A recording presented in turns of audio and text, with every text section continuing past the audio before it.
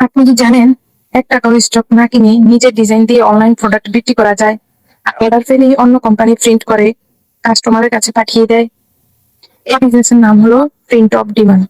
এখানে আপনি আগে হাজার হাজার টাকা দিয়ে T shirt, mug, phone cover বা ডায়েরি কিনতে হবে না।